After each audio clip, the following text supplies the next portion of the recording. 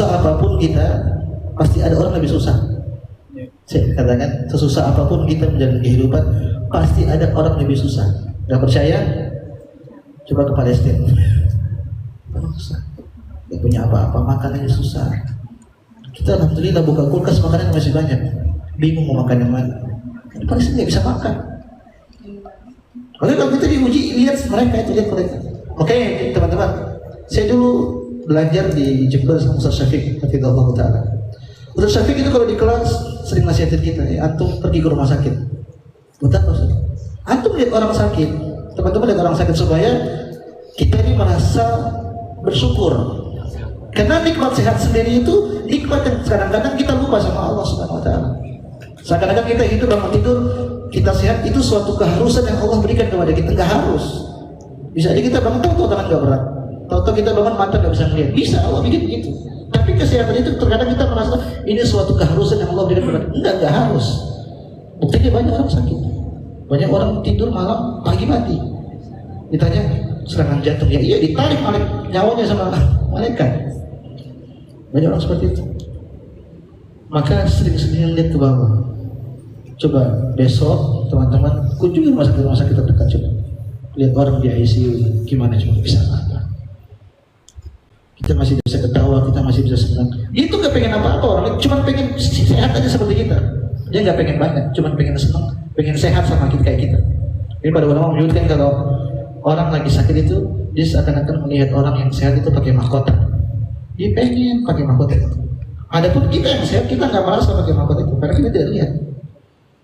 Maka ingat sabda Nabi ini, unzuru ila man huwa asfala minkum. Lihatlah orang-orang di bawah kalian. Artinya lihat orang yang ujiannya lebih berat. Terakhir, di antara hal yang bisa membuat kita bisa bersabar, ingat, dengan musibah, dengan ujian, pasti ada hikmahnya. Gak mungkin enggak. Pasti ada apa? Pasti. Cuma terkadang hikmah itu bisa kita lihat, bisa tidak.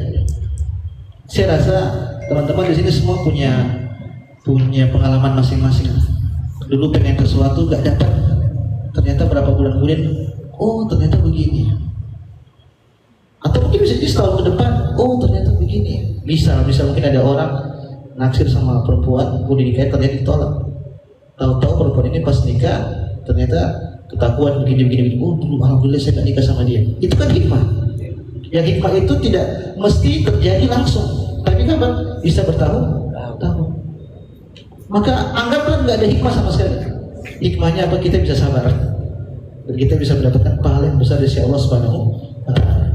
Maka ini semua teman-teman yang semoga dari Allah, semua nasihat ini sebenarnya tertuju pada diri saya pribadi. Dan saya pun dapat ujian, sama seperti teman-teman semua pasti mendapatkan ujian. Cuma saat terakhir saya sampaikan, sabar terus sampai titik terakhir, sampai titik bisa. Terkadang kapan kita gagal karena kita nggak sabar. Contoh konkret tentang nilai kesabaran yang ada di ujung itu mungkin teman-teman pernah dengar kisahnya Nabi Musa alaihissalam. Yang Nabi Musa ini dikejar-kejar sama Fir'aun, pengen dibunuh. Maka Nabi Musa pun lari sama kaumnya, akhirnya mentok ketemu laut. Jadi nggak bisa lari lagi. Akhirnya sebagian pengikut Nabi Musa pun mereka suudon. Mereka mengatakan inna lamudrakun. Wahai Musa, kita ketangkap. Kita pada ketangkap sama Fir'aun, kita habis, kita dibunuh. Apa kata Nabi Musa? Kalla innama ya Rabbi sayahdi. Ya. Tuhanku pasti kasih petunjuk sama saya. Saya tanya sama teman-teman saya. Tatkala Nabi Musa mengatakan enggak, Allah pasti kasih tolong, Allah pasti tolong kita, Allah kasih tunjuk. Apakah Nabi Musa udah tahu bahwa nanti tongkatnya itu dipukul akhirnya laut terbelah? Udah tahu belum?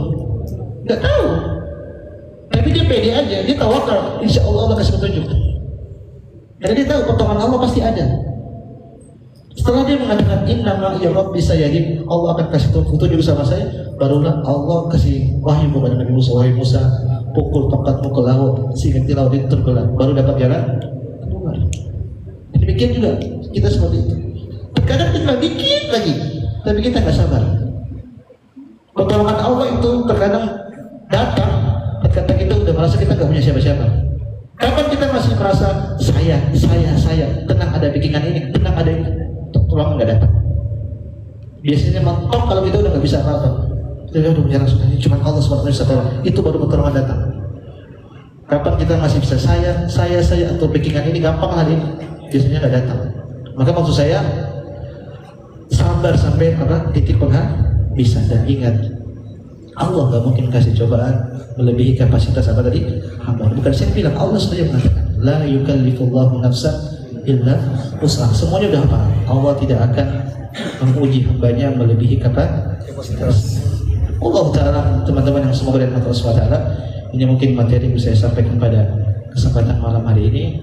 Sekali lagi mudah-mudahan materi ini bisa bermanfaat buat saya pribadi dan juga kepada teman-teman sekalian. Saya kembalikan kepada Allah Ta'ala. Terima kasih Ustadz atas ceramah kajian pada malam hari ini. Terima kasih juga kepada Muslim TV MNC Channel yang telah menyempatkan datang pada malam hari ini. Oke, untuk selanjutnya akan ada sesi tanya jawab dari ibu-ibu dan bapak-bapak. Kalau tadi mendengarkan bisa tanya dong sekarang. Karena kalau mau tanya nanti dapat hadiah dari Allah Subhanahu Wa Taala. Oke, dari bapak ibu ada yang mau bertanya lagi?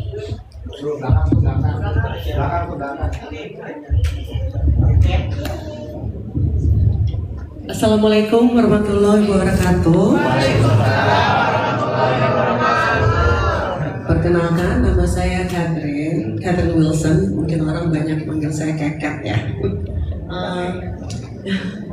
Mau nanya, Pak Ustadz, kira-kira apa perbedaan antara sabar dalam menghadapi musibah dan sabar dalam menjalankan ibadah? Terima kasih. Beda. Para ulama menyebutkan sabar itu ada beragam. Ada namanya sabar dalam ketaatan, ada namanya sabar dalam musibah. Maka dua ini hal yang berbeda. Kalau kita membanding-bandingkan, para ulama khilaf. Ada yang menyebutkan sabar ketaatan ini lebih berat, ada yang menyebutkan sabar atas musibah juga lebih berat. Maka dua-duanya tidak perlu kita ributkan. Dua-duanya berpahala di sisi Allah Subhanahu Wa Taala. Oh, kita beribadah pun duduk segini aja, jadi kan butuh sabaran ya tidak?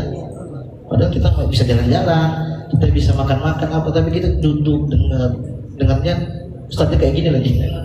Maksudnya apa? Ini butuh sabaran. Kalau Allah tidak kasih taufik sabar sama kita nggak bisa lakukan ini. Demikian juga tatkala kita tidak bermaksiat, ada orang ngajak kita sabar, itu pahalanya besar itu.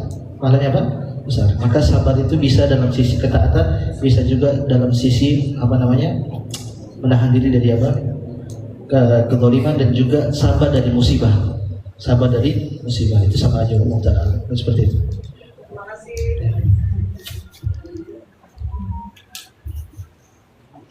Ada lagi di belakang yang mau bertanya?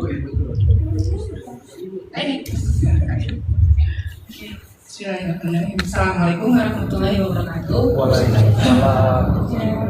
Saya Wulan dari Muslim TV. Terima kasih buat Ruben yang sudah memperbolehkan tim kita untuk meliput kajian. Ustaz, pertanyaannya, bagaimana cara kita menunggu waktu terbaiknya Allah tanpa harus kita keingetan terus gitu dengan musibah kita? Itu yang pertama. Yang kedua, bagaimana caranya supaya ketika kita mendapatkan kemalangan atau musibah, kita tidak meluapkan amarah kita kepada orang lain?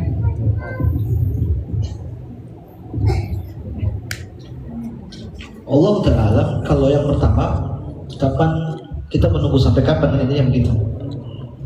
Ya sampai datang pertolongan. Kita nggak bisa menentukan kapan nggak bisa.